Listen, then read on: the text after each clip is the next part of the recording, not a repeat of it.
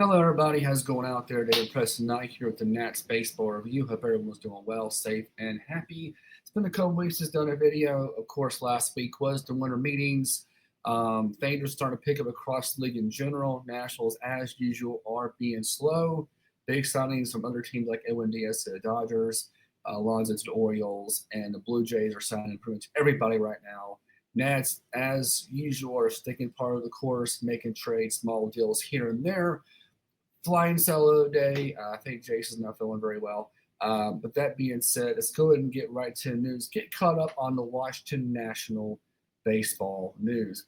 First of all, we're going to start with the first deal I'd like to discuss, and this is the trade for between our left-handed relief pitcher Jose Ferrer and acquiring catcher of the Mariners Harry Ford. Let's break down the parts of this deal.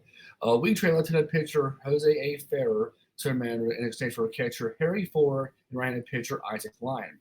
Now, Ferrer with us during his time, Bill's last 3 seasons, he's 25 years old. He has several years of team control left, so you can see when the Mariners made this deal to bolster and give the bullpen some depth. Hart thrower with our time with us had 8-4 record, 142 games, right and he pitched for that span with a 4.36 ERA, a 7.7 Ks per nine, and 2.2 walks per nine.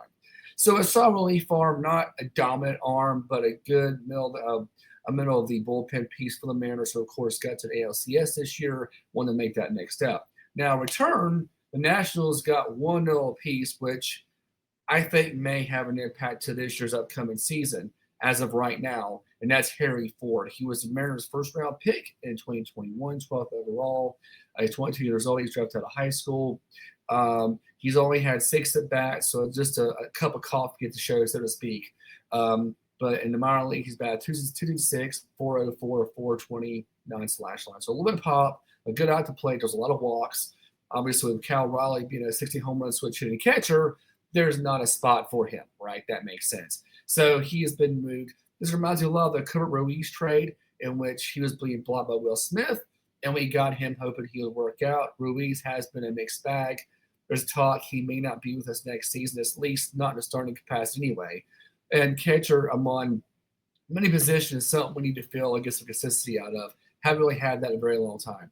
So Ford's a young guy. I think he'll get every opportunity to start for us right now, because as we'll get into more of the deals going on, the deals we're making under Taboni, I think he's still kind of hamstrung by the ownership and the deferred money we have for Scherzer, Strasburg, and other contracts. So, and that may be blocking us for a while. The other piece we got in this trade was a pitcher, Isaac Lyons, 10th round last year's draft from Grand Canyon University, be 22 in January, so a very young pitcher, very limited sample size in 4 games, 7.3 ERA, but again, very little sample size, not to prove anything. So I'm hoping this can give us some depth in the minor leagues, give us some depth in our pitching staff. I'm hoping Ford can rise above what happened compared to Kipper Ruiz. We shall see. But haven't had much time to play the big leagues. Odds are he'll get that with us unless we make another major transaction. So another trade took place during the winter meetings. Pretty much a prospect pitching swap here. We traded another lefty, Jake Bennett, to the Red Sox, of course, Saboni's former employer, in exchange for Luis Perala. Let's say Perales, if I can say that name right. Now, this is one of those change of scenery trades. None of these guys are major prospect names across the board right now, regards to major leagues. Bennett was a 39th round draft pick in 2019, 25 years old. He got as high as AA this past season. Overall stats aren't bad, though. 3.11, 2.67 ERA, and about a strikeout inning just below it. So, saw a lefty. In exchange, we're getting Perales, who the Red Sox got as international free agent. He's 22 years old, so a little younger. And he got as high as AAA last year. Now, stats, 6-11, 3.31 the minors, 228 strikeouts, 163 in third innings, but that comes with some control issues. 86 walks during that span. And of course, he's coming off Tommy John surgery. So, again, it's kind of a risk, but Bennett's not a 40-man roster guy, so it's not like we lost anything huge by this. And I think his age being 25 at AA is kind of a concern for a lot of teams.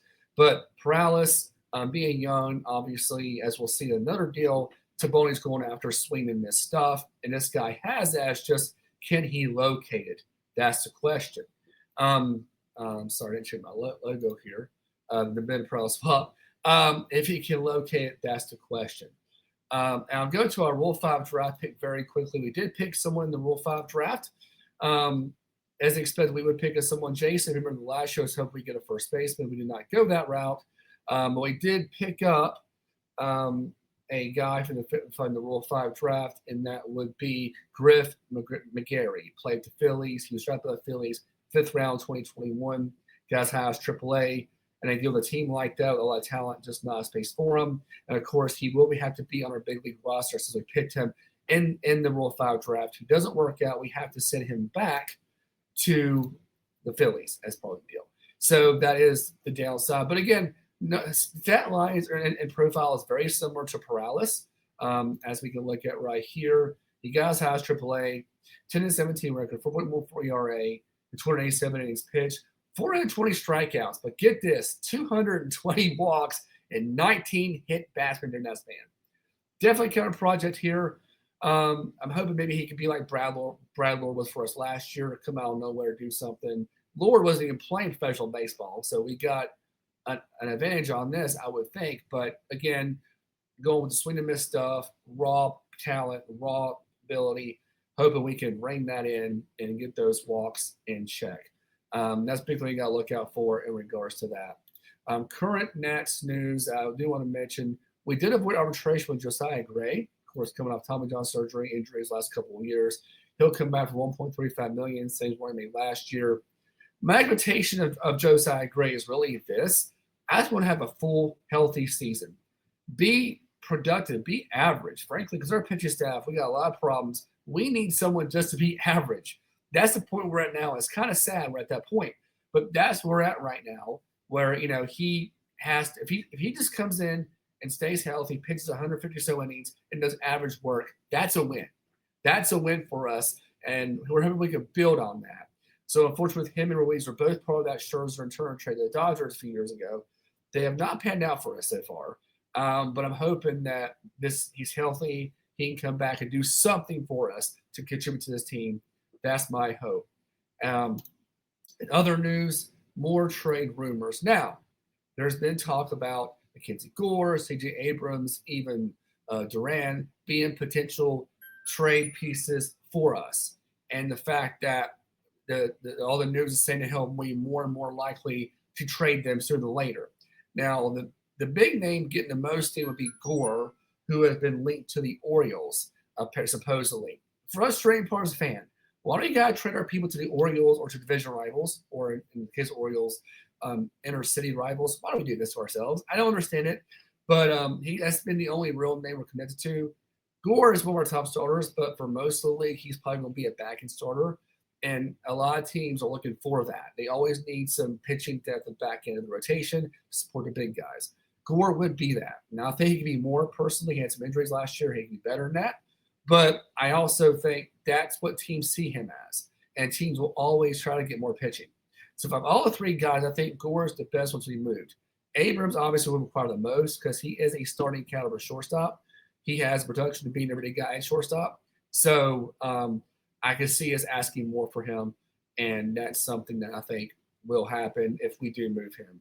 But nothing solid on Abrams or Duran yet. So we're waiting on that to see what's going to happen, see if there's anything more that could happen there. But for now, they're still with us. They have not been moved. Nothing's happened.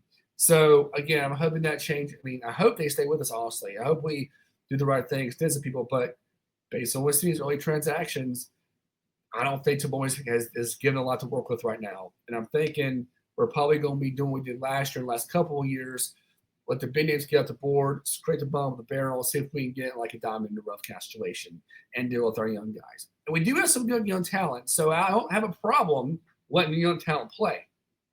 But we do need some veteran leadership badly. And if we can get some veteran leadership to lead these guys, to give them some kind of example to go by, that will be huge for us. And one last bit of news I want to say, we will get the 11th pick in this year's draft. Though we were probably worse than that. We won the lottery last year, so because of that, we weren't eligible for the lottery again this year. But we will get the 11th pick in the draft this upcoming season, this upcoming draft next summer. And again, number 11 is still a pretty good spot. I think you can still get a good player there. You don't have to have the top pick to, have a good draft. And history has shown that. So we do give their draft picks most of the time. I just hope this remains the case come into next year. And that's all for this one. That's this edition of the Nats Baseball Review. I'm David Knight. As always, thanks for watching. Subscribe to the notification bell. Be part of the channel if you want to keep with Nationals news. As Christmas comes in the holidays, we'll see if things pick up. The winter meetings were surprisingly busy. A lot more names signed than I thought they would. I mean, Schwarber's back to Phillies. A lot of notable names came off the board.